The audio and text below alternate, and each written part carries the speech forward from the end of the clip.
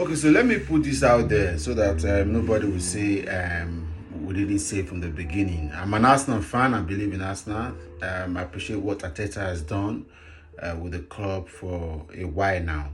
But I cannot ignore the fact that this again would not be another Arsenal season. I'm quite disappointed with the market that Arsenal did this summer. I expected more, actually, from the fact that we needed a striker. Arsenal is ripe for a striker that scores at least 20 goals per season.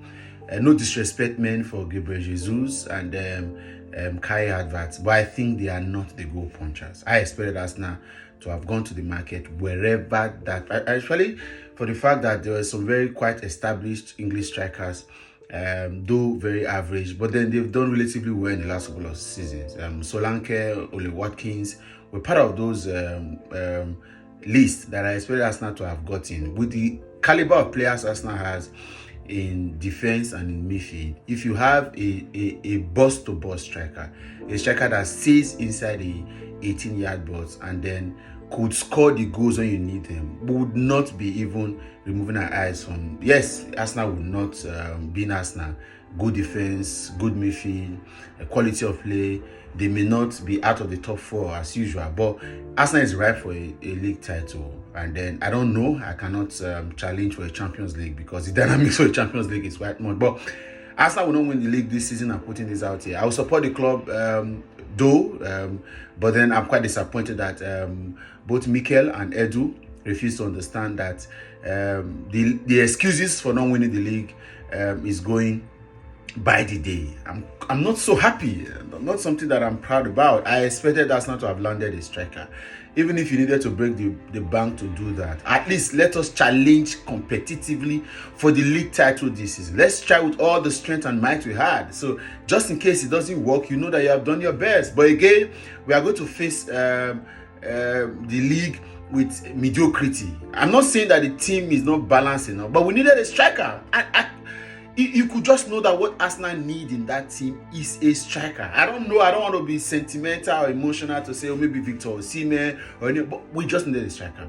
Like I told a couple of friends, Sesko wasn't the striker. But I said we just needed a striker. Gabriel Jesus is not an 18-year striker. Kai Havertz, quality assist, good player, but not the kind of striker that we need. He could play from anywhere, thank God, so it means that he can see future in the team. We just needed a bust-to-bust striker. We needed a striker that would be inside the 18-yard box. And I have been waiting. Thank God for Merino. Thank God for Calafiori. Thank God for the fact that the team was able to retain about 90% of the squad. Means that this team will do well again in the season. They play together, they understand themselves more. Introduction of Joey Timber, a couple of all these other guys that have been added, so you know that of course the team is going to do well. But we just I was sensing with this overpricing of Eddie Nketiah, and I knew that there was going to be a problem. You want to again just the same striking tactics. No, excuse me. You see what Haaland did to the Man City team. They were good for everything until Haaland came. We just needed a striker. And don't make excuses for these guys, man.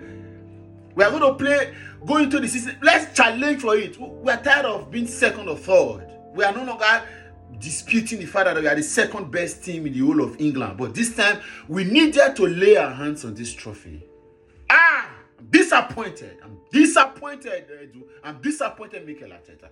We are in again. We'll focus on getting the league. We'll try our best to play again in the, of course, Champions. You cannot even fight for a Champions League without a striker.